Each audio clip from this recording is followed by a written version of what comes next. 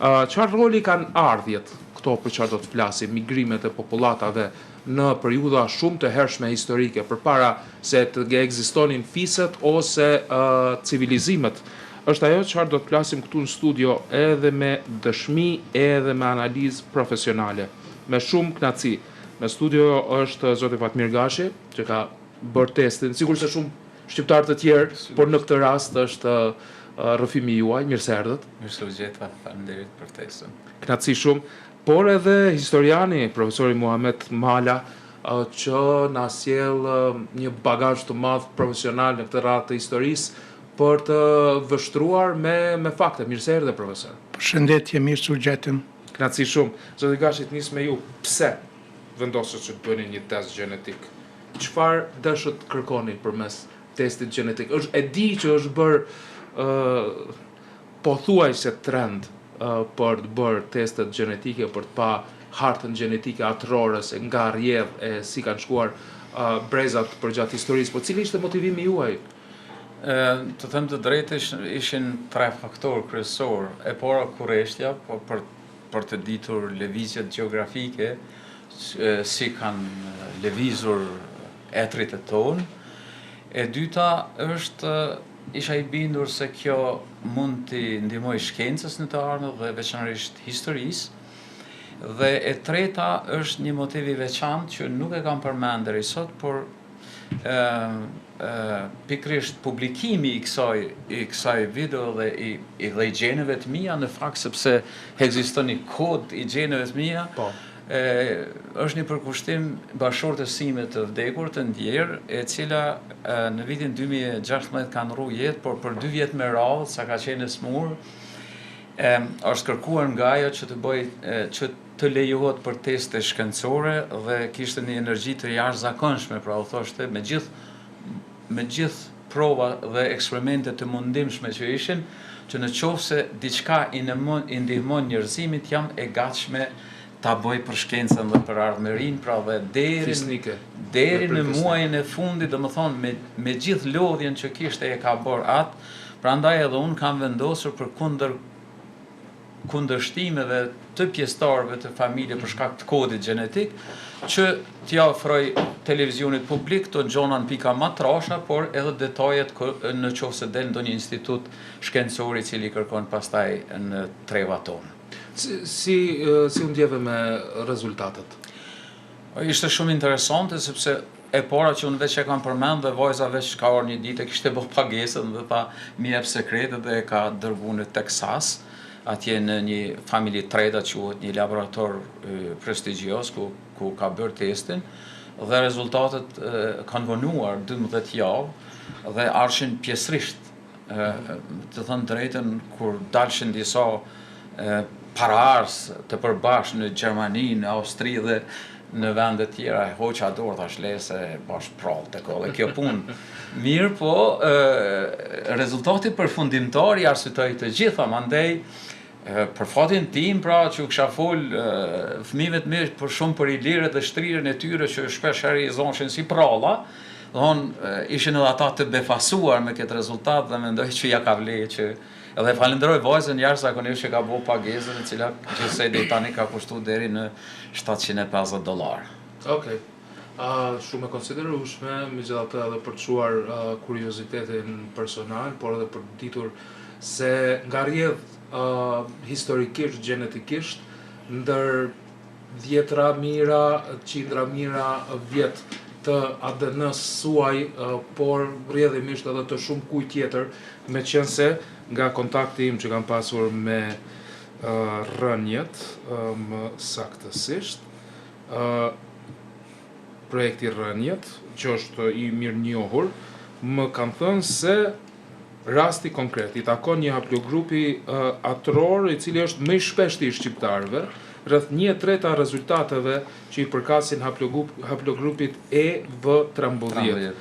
Kurse degëzimi më specifik është më i rrallë, por gjithashtu tipik shqiptar në rastin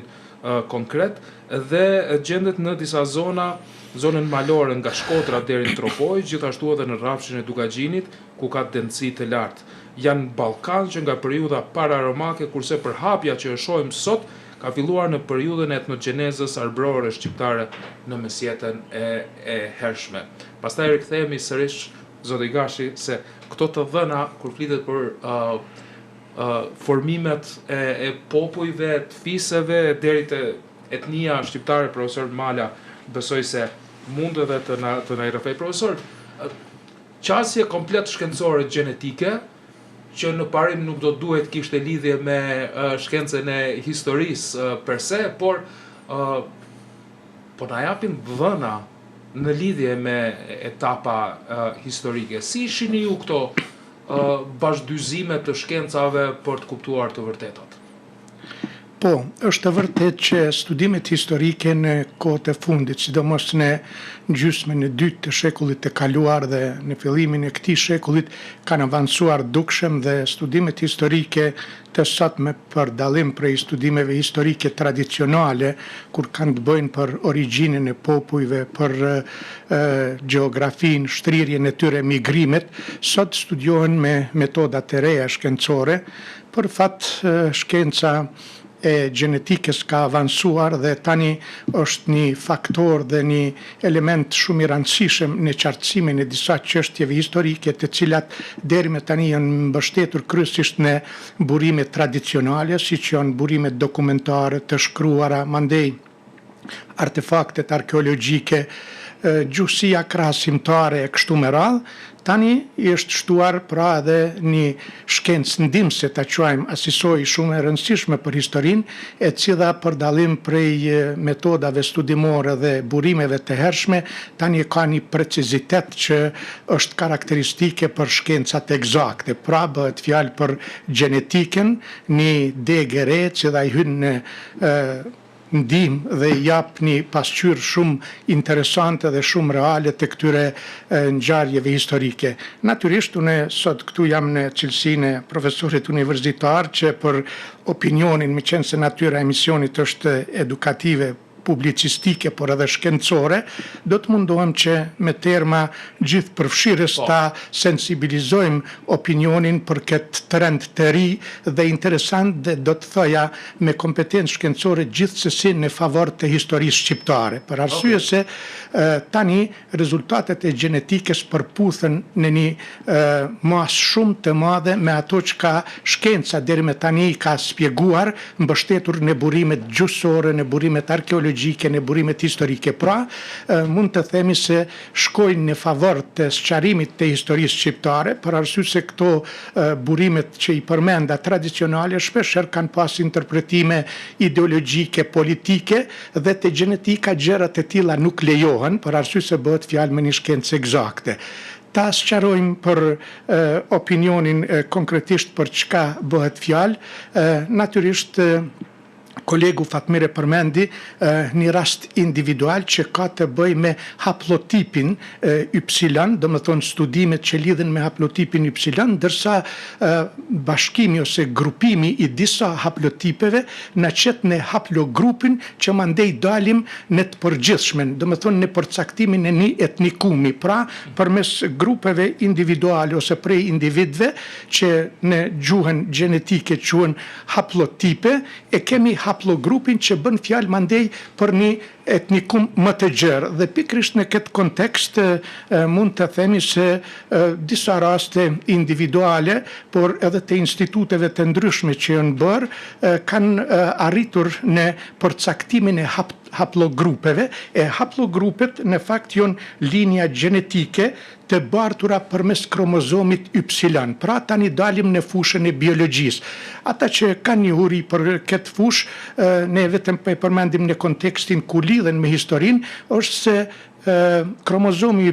është karakteristik vetëm për linjen mashkullore, atnore, dhe përmes kësaj linje mashkullore, përmes studimeve gjenetike, përcaktohet haplogrupi, respektivisht një paraardhës i përbashkët i një grupi të mëavonshëm që ka rezultu me një etnikum të caktuar, si që është rasti me shqiptarët, për shembull gjatë periudhës mesjetës, ose pra, dikush mund të ashtrojë edhe pyetjen pse merret vetëm vija atnore e pse jo ajo amnore, për faktin se vija amnore është disperzive, përzihet, shpërndahet dhe e humb pastërtin, e ne jemi të interesuar për me ditë paraardhësin, i cili mandena në forma të shumimit natyror e ka kriju grupin, por ai është i përbashkët për të gjithë. Kjo shtrirje mund të shkoj deri me 10.000, ndoshta edhe 100.000 vjet, mirë po ne jemi të interesuar kryesisht në këtë periudhën e formimit të civilizimeve, kur dalin etnikume të caktuara dhe për cilat mund të flasim dikund në periudhën e bronzit ose të neolitikut, do më thonë rreth 7.000 vjet përpara. Pra, përmes kësaj metode gjenetike që merret prej individëve të ndryshëm, materiali gjenetik qoftë përmes pshtymes ose përmes formave të tjera dhe krahasohet me materiale tjera të gjetura, mund të përcaktohet përmes çati ypsilonit i cili mbetet i trashëguar drejt për drejt prej prindit, respektivisht prej etërve, prej babes të djali e kështu me radhë, mund të ndjekim një vi e cila na tregon për vjetërsinë e etnikumi, na tregon për shtrirjen gjeografike ku e kemi të hapur dhe na tregon edhe për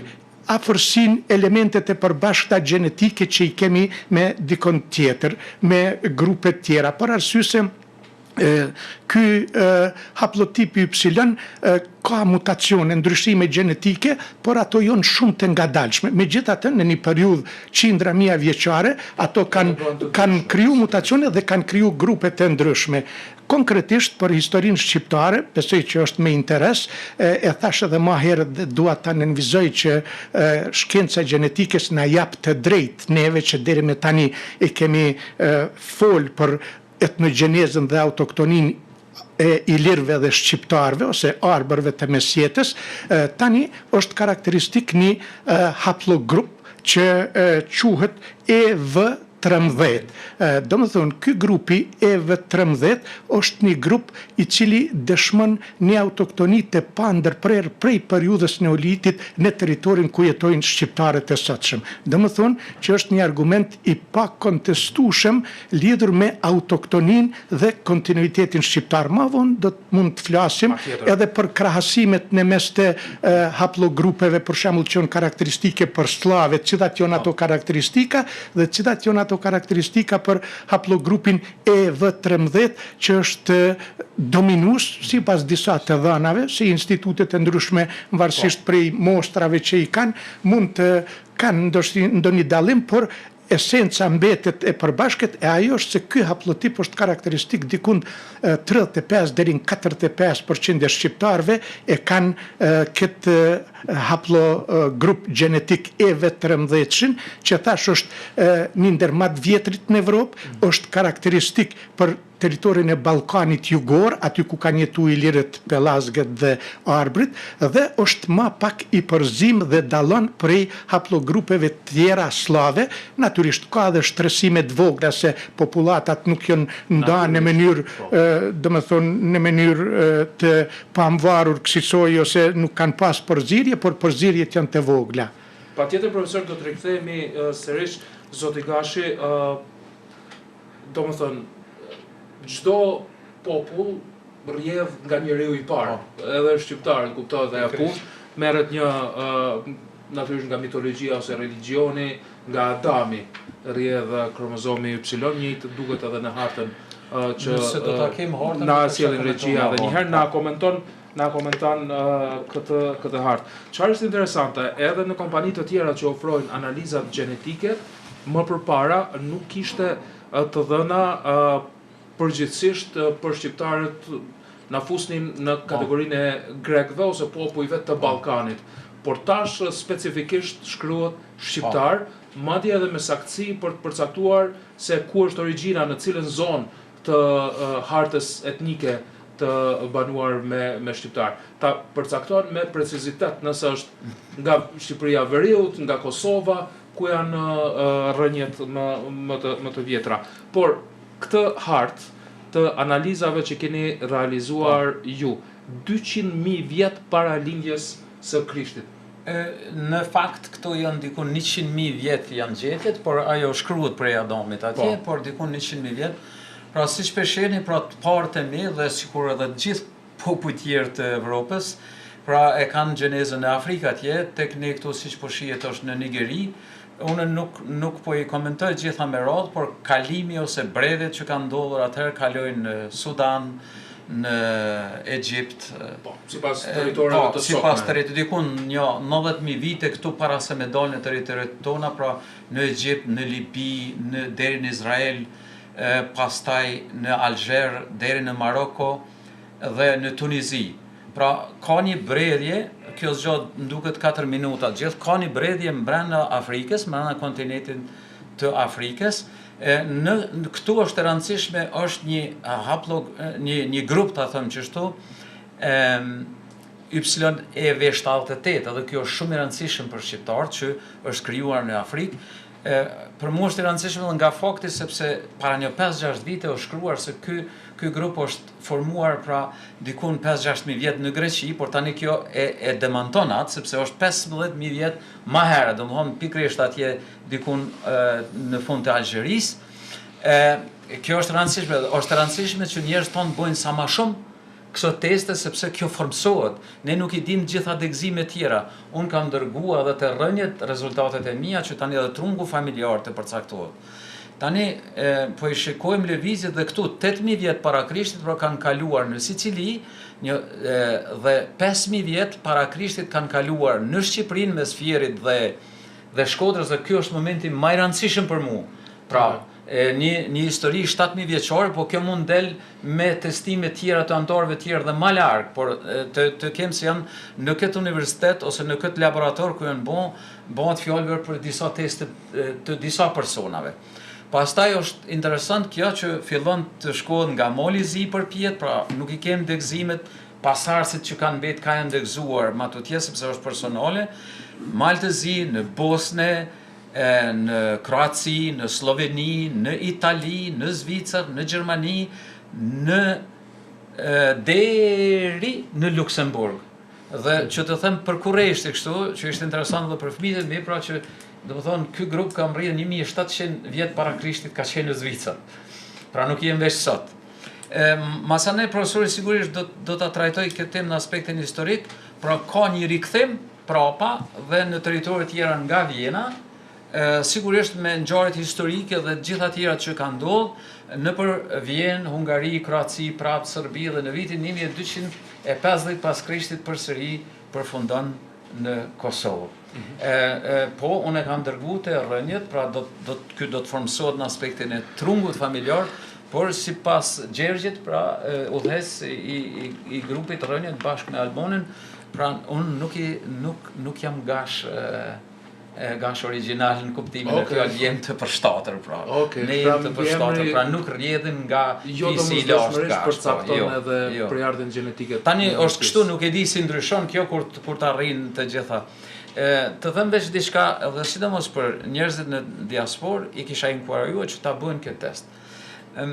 Ypsiloni nuk është vetëm në aspektin gjeografik e historik e genealogjik i rëndësishëm. Por Ypsiloni ose një pjesë e tij është e rëndësishme sepse moshku mas moshës 60 vjeçare e humbi një pjesë të tij, disa elementet e tij. Dhe këto gjëra janë të rëndësishme për shëndetin e njerëzit. Dikun mas moshës 70 vjeçare shumë hulumtime kanë treguar që deri në 40% të moshkujve hupin dhe në shumicën e rastet pas hupjes të disa elementeve të tyre në gjak, shkaktojnë smundje të zemrës dhe të kancerit. Për jetën e moshkullit ky kromozom me mbi gjitha pjesë gjenetike të këtij kromozomit janë shumë të rëndësishme. Pra, kjo është sa i përket kësaj lëvizje që kanë ndodhur në të kaluar nga hartës, zotë Gashi, sipas hartës ju keni kushërinë në gjithë Evropën. Është e vërtet, tani nga rezultatet që ka marrë, normalisht këtu janë vetëm një pjesë rezultate, se ata tani që kanë e kanë komplet kodin gjenetik timin. Nuk është bashkëpunë e lehtë kjo, kupton, por ne u besojmë shkencës dhe jemi detyruar atë që përmenda për bashkëshorten time t'ja dorëzojmë edhe instituteve të cilat u shërben pra për ta ndriçuar. Po, është e vërtet që për shembull në Tessin ka të njëjtën gjinën pjesë, gjinën në Austri, tani një ka ndalë dhe në Suedi që nga këto pjesë të them kështu, para disa viteve në rrethin ku jetoj në Zvicër, një 2 familje zvicrane gjithmonë më thoshin si ka mundësi që ne jem pasardhës të ilirëve, pse ju jeni? Por unë e sqarojsha, po ata nuk e dishin nga edhe si. Po profesori sqaron më tutje, ndoshta që lombardet sigurisht që kanë qenë ilirë dhe familja Torrioni sot në Tesin edhe sot e tutje, domethënë janë dhe e konsiderojnë veten si familje ilire, edhe pse gjermant ka një term tjetër për i quajnë langobardet dhe jo lombardet, por gjithsesi domethënë ky gjën e ka populluar një pjesë të madhe të Evropës, natyrisht se këto gjenden edhe në Serbi një pjesë, por kudo që gjenden deri 10-15% në Serbi, profesori pastaj e boni dallimin mes haplogrupit të slave, janë definitivisht domethënë janë gjene tonat, janë gjene ilire, pellazke ilire. Po sigurisht që shpërndarjet e mëvonshme pastaj pas këtyre 10.000-11.000 vjetëve i kinë për krejt botën, e rëndësishme është që unë jam larg për shembull, ndoshta s'është e rëndësishme, po me popull tjerë më afër jemi me shtrirën e shqiptarëve ku janë në Greqi, në këtu ku jemi ne,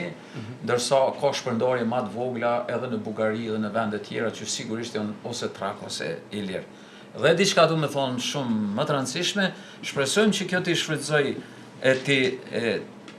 si me thonë të hinë në përdërim shkencës, personalisht pavarësisht këtij rezultati, kam qenë i përgatitur, unë e di se si jam rrit, e di se si ja kam kushtu jetën time, kombit tim, dhe pavarësisht këtij rezultati unë do të jetoja prapë si shqiptar me gjithë motivin, pavarësisht kësaj domthonë aspektin shpirtëror. Por tani që kjo i vërteton gjitha këto gjona, mendoj se ja ka vlerë dhe po mirë është. Po ndjehem mirë. Po. Sigurisht që të bën të ndjehesh mirë si i përket një populli, dhe kjo edhe gjenetikisht të dëshmon, sikurse e tha profesori Mala,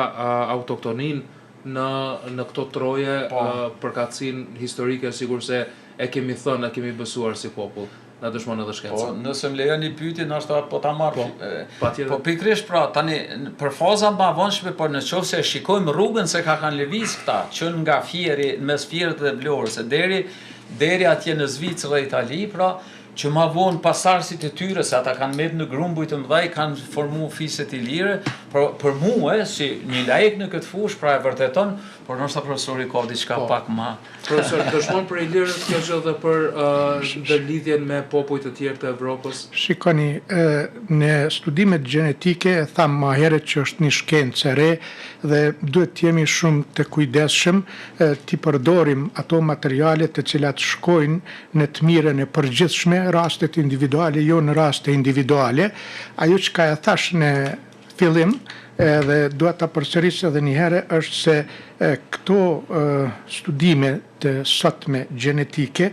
nuk e përcaktojnë etnosin e sotshëm, por e përcaktojnë përmbajtjen gjenetike të paraardhësve dhe lidhjen e tyre. Për faktin se këtu kur flitet për njeriun, për origjinen, për kulturën, ato janë elemente komplekse, nuk kanë vetëm biologji. Prandaj nuk dëshiroj që të bim në një nivel edhe të mendojmë se na jemi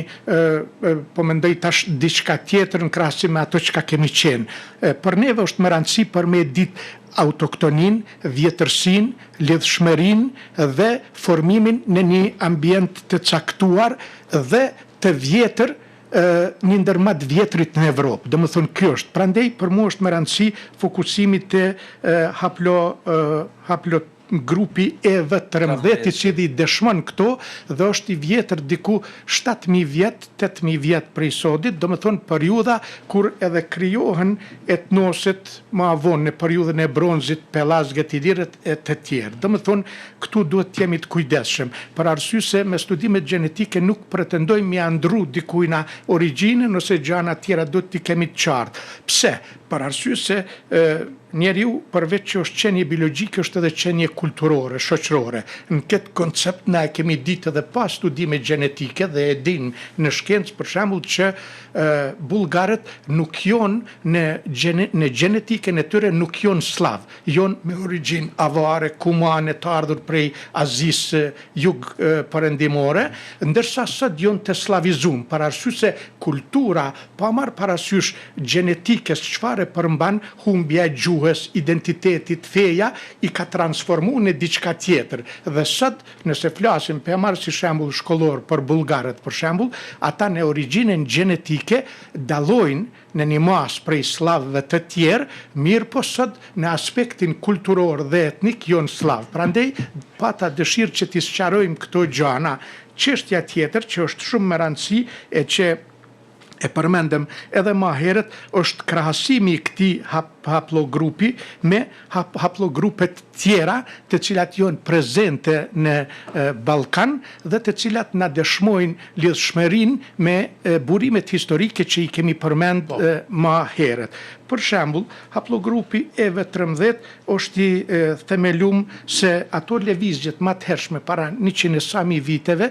flitet për një bazament më të gjerë që mandej është degzu. E neve tash po e degzojmë, ato janë edhe çështje të shkencës botnore, ne po fokusohemi te problemet të cilat janë me interesin tanë dhe t'i japim përgjigje të gjithë atyre të cilët kanë mendu se Evropa duhet ta mësoj historinë prej tyre, sidomos historiografia slave, historiografia greke, dhe këto studime gjenetike na japin një element shumë të rëndësishëm. Ky haplogrup pra është i formum në një hapësinë që lidhet me Ballkanin e sotshëm jug perëndimor, asisoj, teritorin e Shqipërisë, Greqisë, Maqedonisë, Veriut, Malit të Zi, pra gjithandej ku jetojnë shqiptarët. Elementi i dytë i rëndësishëm i këtij haplogrupi që e kanë shqiptarët, thash deri në mas 45%, që është një mas relativisht e lartë dhe shumë domethënëse, është fakti se ky haplogrup ka lëvizje, mirë po bërthamen dhe qendrën e ka aty në këtë territor, që të flet për autoktonin. Mandena nuk ka përzirje të mëdha me grupet tjera, i ka 2 përzirje, njeri është haplogrupi J2, që është karakteristik për zonat bregdetare dhe flet për përzirje të popullsisë, do më thonë ilire ose shqiptare, me populata tjera mesdhetare, që na e spjegojmë me procesin e romanizimit në shkencën e historisë, dhe është një haplogrup tjetër, R1B, që është karakteristik për zonat e kësaj Evropës perëndimore dhe qendrore që i përmendi kolegu Fatmiri, që është si pasojë e migrimeve dhe shtrirjeve të ilirëve deri në zonat e Alpeve, në Austri, në Italinë veriore. Dhe në këtë kontekst na mund të konkludojmë se haplogrupi EV13, që është karakteristik për shqiptarët, e dëshmon në një formë të shkelqyer autoktonin shqiptare, prezencën e vazhdueshme mijëvjeçare në këto territore dhe ruajtjen e një lloj vije, domethënë gjenetike, relativisht të pastur, të përzim përafërsisht me grek, që edhe shkenca historisë na jap të drejtë se kontaktet greko-shqiptare janë 4000 vjeçare, 4000 vjeçare në ato zona, dhe natyrisht tani nëse dalim në aspektin krahasimtar komparativ, haplogrupi që është karakteristik për sllavet e Ballkanit, domethënë për serbët, për kroatët, për malazezët, për slovenët e të tjerët, është haplogrupi 12A, që është një haplogrup në kontekstin kohor shumë më i ri i formum, diku 1400 vjet, 1600 vjet, për dallim prej këtina shqiptar që e kanë, që është i vjetër diku deri 7000 vjeçar, këto e thot shkenca, dhe aspekti tjetër, vendformimi i këtij grupit na del në bazenin Karpato-Danubian, që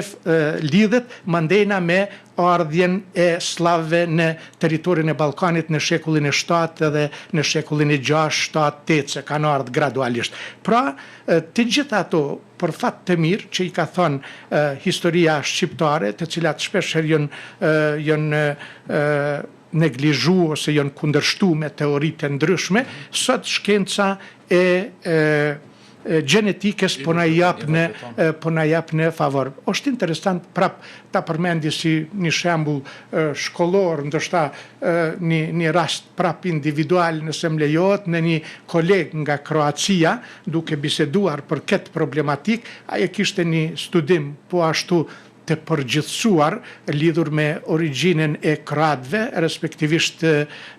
haplogrupin që i takojnë kroatët, por natyrisht me disa ndryshime. Zona bregdetare kroate kishte dallime e kroatëve të sotshëm, sa ata janë kroatë në kuptimin etnik, në kuptimin gjuhësor, po në kuptimin gjenetik, kroatët e Dalmacisë në aspektin e afërsisë gjenetike janë më të afërt me shqiptarët e sotshëm se sa me kroatët e Posavinës ose të Zagrebit ose të zonave tjera që kanë elemente hungareze, avare e tjera.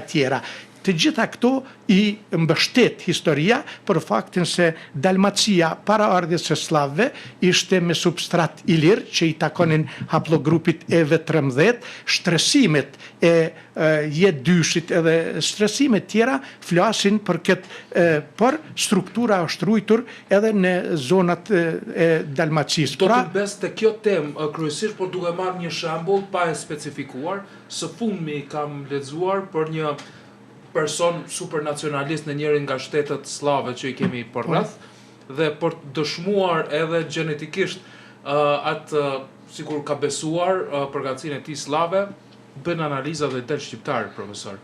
A bën më pak slav kulturalisht fakti që është nacionalist, por gjenetikisht është i njëjtë me shqiptarët? Unë mendoj se kjo duhet të jetë një shkollë e mirë për gjithë ata nacionalistë radikal që janë, edhe ta kuptojnë e realitetin, për arsye se kombinimi i biologjisë edhe historisë është i çuditshëm, ka ndodhur në rrethana historike, dhe ne duhet ta kuptojmë këtë element që mos t'i japim të themi në atë kuptim radikalizmit nacional ose shoven, siç ka ndodhur në të kaluarën, bile duke krijuar edhe ide mbi epërsinë raciale ose etnike. Këtu kemi qenë të goditur na si shqiptar. Të gjitha ata duhet ta kuptojmë se kombinimi i gjenetikës edhe i elementeve kulturore është i mundur të secili ndaj ne. Me rëndësi është që ne duhet ta kuptojmë, ta mirë kuptojmë njëri tjetrin, mirë është ta dim historinë në mënyrë që t'i evitojmë këto urrejtje ndaj njëri tjetrit, e në këtë kuptim ata që cilët kanë pas mendimet e tilla edhe qëllimet e tjera, gjenetika ndoshta ju qet një lloj freri, të themi, edhe t'ju thot, shiqani, mos jepni, ta përdori këtë shprehje popullore shumë zërg kësaj pune, për arsye se gjenetika është shkencë eksakte dhe tregon. Prandaj mos bini në ndikimin e shovenizmave, nacionalizmave, urrejtjeve, ndasimeve racore e tjera, siç ka ndodhur deri me tani në historinë e Ballkanit, dhe na duhet ta marrim një mësim të tillë të mirë, bile shpesh herë pa desht me prejudiku diçka, është një ligj i pashkruar me rastet konkrete t'i përmendi, për shembull, jo në kohën kur ka qenë zhvilluar gjenetika ose kur kanë pas analiza, por ka ekzistuar tradita historike, edhe ka ditë për shembull që një shqiptar ose një serb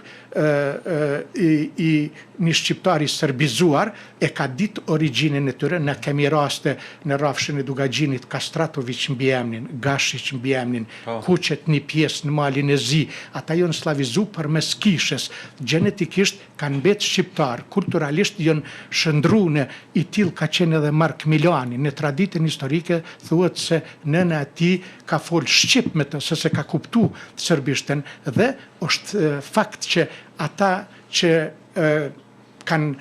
janë konvertu në kuptimin edhe etnik, kanë qenë, është një shprehje përdorin slavët, ma turk se turku. Dhe më thonë, kanë desht mu bo ma serb se sa serbi, edhe për me tregu në fakt për kushtimin e tyre ndaj identitetit të ri. Dhe gjenetika ka tash një mësim, duhet t'ju jep të gjithë atyre që pretendojnë në qëllimet të tilla, se njerëzit duhet të respektojnë atë historinë e njëri tjetrit, natyrisht që në ato kombinimet e ndryshme historike,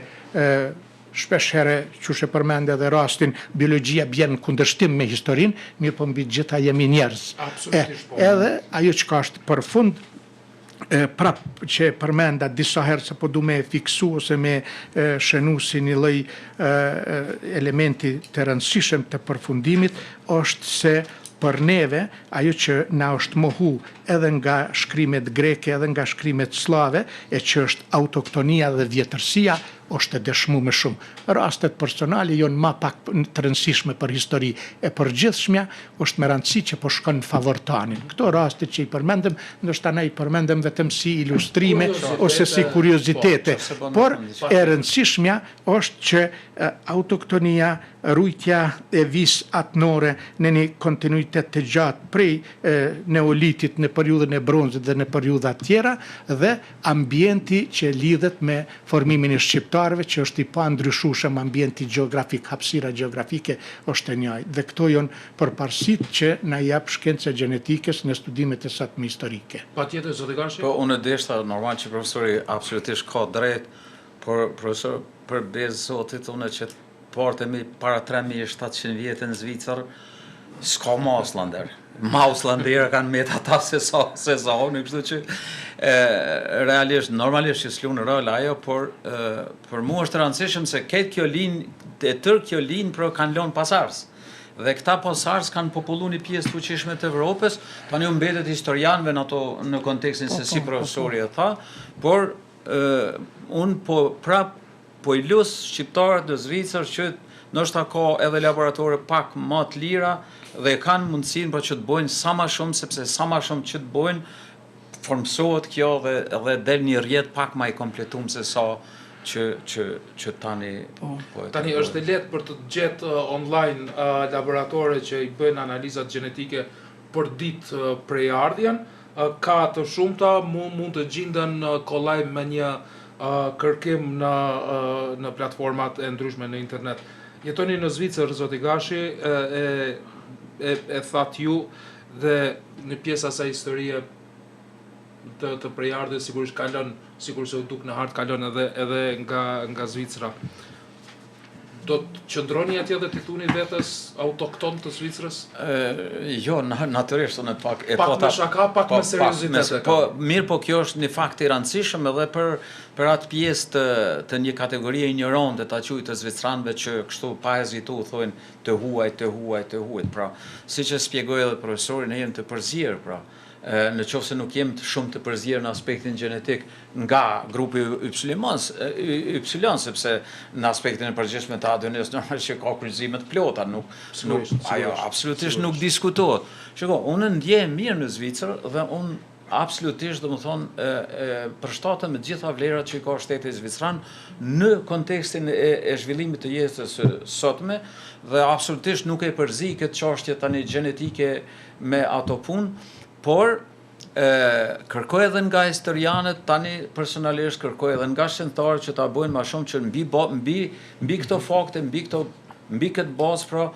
ta rishkruajnë në të ardhmen, ndoshta jo për 20 vjetë, 30 vjetë dhe historinë, sepse na është bën padrejtësi e madhe. Pra, kjo është ajo që më ka dhimbtur gjithmonë, dhe tani që po vërtetohet e drejta jonë, pra ky do të ishte qëllimi më i mirë dhe i mundshëm që do t'i kontribonim në vendit, jo vetëm edhe kumbit tonë, por edhe kumbeve tjera, pra që le të ulet kjo farë krenaria e tepruar e disa popujve që ata janë më superior ndaj tjerëve. Në fund fundit u tha edhe këtu dhe besoj është parimi i përgjithshëm se përgatësia etnike nuk përcaktohet nga përgatësia gjenetike e prejardhjes. Gjatë kësaj bisede, regjia na ka ilustruar me video të ndryshme,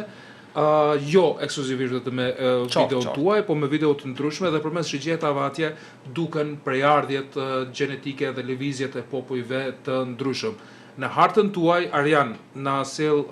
atë të parën. Po, në hartën tuaj dëshmohet që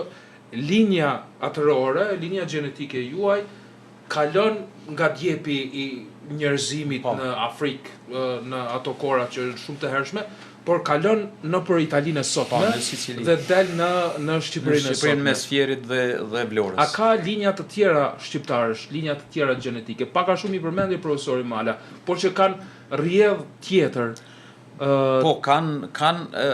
unë e përmena jo rasisht ato EV 78, sepse duket se ka dhe një linjë tjetër nga Antalija dhe pjesë tjera, pikrisht se jo dyshin e përmeni profesorit dhe Ernishin duket ashtu. Qartë, ne nuk e dim kontekstin kohor, tani për tani sepse nuk kam do një rezultat, po sigurisht që ka dhe linja tjera. Ashtu si që edhe në këtë lindjen atërore timen, pra do të ketë degëzime mrena këtij territorit, pra shumë fare letë që një grup dikun 4-5.000 vjet para Krishtit do të ketë kalu në drejtim të Hungarisë, pa e bon këtë rreth kështu, këtë qarkor. Pastaj që nga territori Luksemburg ka qartë, pra në test, bje fjala aty të Luksemburg nuk e shon nga këtu, po nëse mojnë men është EBY 191.636. Pra nga ky nën grup, nga ky mutacion, pra ka shpërndarje deri në Suedi, në Skoci, në Angli dhe shumë vende tjera. Pra me të drejtë po e them tani pra se ne jemi pra një qerdhe e një pjesë të popullimit të Evropës dhe sigurisht si të tillë jemi evropian dhe kemi kontribuar natyrisht këtij kontinenti në të gjitha aspektet. Pra, ndërsa ndoshta ato shpërndarje tjera si kanë shkuar që nuk i kam studiuar, në të them të drejtën, në ndonjë emision tjetër, nëse besoj pe rrënjeve. Unë një pyetje po ta shtroj tani, përgjigjen më jep në një herë tjetër, nuk pres përgjigje me një herë. Nëse nga projekti rrënjët ju thonë se nuk i përkisni fisit Gashi, do ta ndronin mbi emrin? Jo. Jo, absolutisht jo. Nuk e prita përgjigjen. Jo,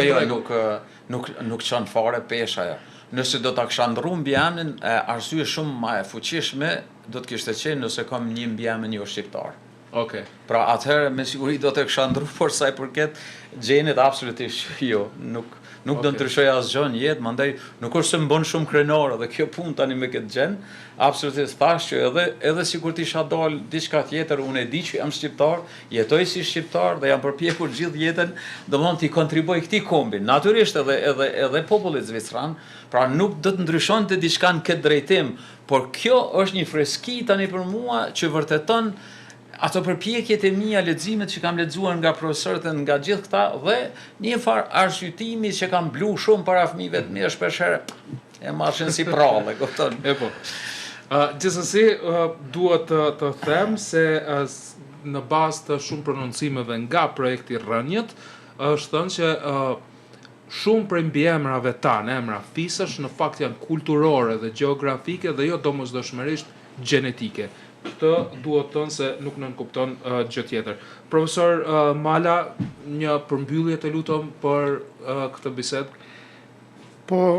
një perspektivë tuaj. Natyrisht që e përmendem edhe në fillim edhe disa herë që na duhet të miremi me këto studime, fatmirësisht këto rezultate po shkojnë në favor të teorive historike që kanë qenë deri me tani, por ajo që ka deshta të theksoj pavarësisht prej studimeve gjenetike, njeriu është qenie njerëzore, kulturore, që ka gjuhën, identitetin kulturor, jo vetëm atë gjenetik, dhe deri me tani, besoj që edhe në të ardhmen do të jetë kësaj, kultura do të dominojë mbi gjenetiken, për arsye se pa marrë parasysh çfarë rezultate dalin, ne jemi formuar kulturalisht si të tillë, e kemi atë gjuhë, e kemi atë traditë dhe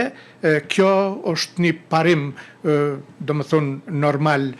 kulturor, njerëzor, i cili do të respektohet edhe në të ardhmen, dhe studimet gjenetike ndoshta do të ndikojnë që këto dallimet kulturore, ashpërsitë, konfliktet ndernjerëzore të zbuten dhe të kuptojmë se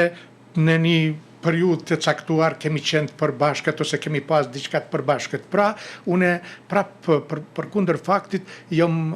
në atë vinë e dominimit kulturor, se njeriu dallon se është qenie kulturore dhe kultura ka dominu në këtë kontekst është edhe përgjigja e kolegut edhe shumë të tjerëve të cilët pa marrë parasysh çfarë rezultate dalin, na nuk do ta ndryshojmë këtë identitetin ton të tillë, Edhe fakti tjetër është që prap në kontekstin e përmendjes afërsisë të formimit këtij haplogrupi që përmendi që është edhe në Itali, edhe shkenca historisë e njeh ekzistencën e disa fise mesabëve, samnitëve që jonë në Italinë e Jugut, kanë mbet disa shkrime ende të pa identifikume që mendojnë se janë një gjuhë që mund tjetë e trungut i lirë kësisoj, pra në gjitha segmentet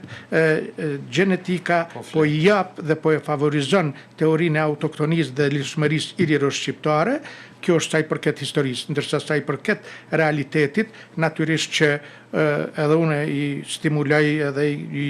nxis të gjithë ata që kanë mundësi t'i bëjnë këto, pa frikë, se thash dominuese është kultura, identiteti që e kemi, genetika është, mund të shkon 7.000 vjet, 8.000, me 10.000 vjet, për neve është më rëndësi kjo që ka ndihemi sot dhe çfarë ndim mirë, po në kontekstin e përgjithshëm, ajo që dëshmon autoktonin, lidhshmërinë, është një përgjigje për të gjithë ata të cilët kanë kriju, domethënë urrejtje, kanë pas qëllime, domethënë të caktuara nënvlerësuese, sidomos në këtë kontekst është rasti i historisë shqiptare, sidomos nga greket, slavet e të tjerët, dhe kjo do të na ndihmon që ta zhvillojmë një shoqëri më të avancuar, më liberale, më demokratike dhe mendoj se ky do të jetë rezultati më pozitiv i këtyre studimeve. Patjetër, zoti Gashi, do të vazhdoni më tej të vështroni, analizoni. Nuk jam marrë të kaluarën shumë, por tani e pash se keni background në shkencat po kështu profesionale, natyrore, kështu që. Por që unë pash se domethënë në këtë linë ka shumë komente edhe nga shkencëtar, për shembull korridori Köln u përmendë Köln-Prishtinë, pikërisht për shkak të këtij haplogrupi, pra V13. Pra, definitivisht, pra nuk është që jam krejt neutral në këtë punë, pra teste sa më shumë dhe shkencëtarëve tonë u mbetet për detyrë, pra që nëpërmes institucioneve të ndryshme ndërkombëtare të bëhet rishkrimi i pjesës së vërtetë të historisë. Pra nuk është proces i lehtë, sigurisht që don me 10 vjet, ndoshta nuk jemi në këtu fare kur do të bëhet, por gjenerata e re duhet ta bëjë, se është bërë padrejtësi e madhe është bërë ndaj nesh. Kemë përjetuar shumë gjone vetëm gjenerata ime, e le më të parë tonë. Domethënë duhet insistuar. Edhe një rast konkret se ndoshta kjo tematik, ky narracion joni kuptohet edhe shumë lehtë përmes shembujve konkret edhe të popujt që kanë avancu në këto drejtime, është një rast që e kemi hasur në një studim historik, pikrisht për studimet gjenetike që i kanë bërë anglezët në një pjesë të Anglisë, tash nuk mund të them saksisht, por më duket në Hastings ose dikund në një pjesë ku ka pas luftime të ashpërta në mesjet, dikund në mesin në shekullin e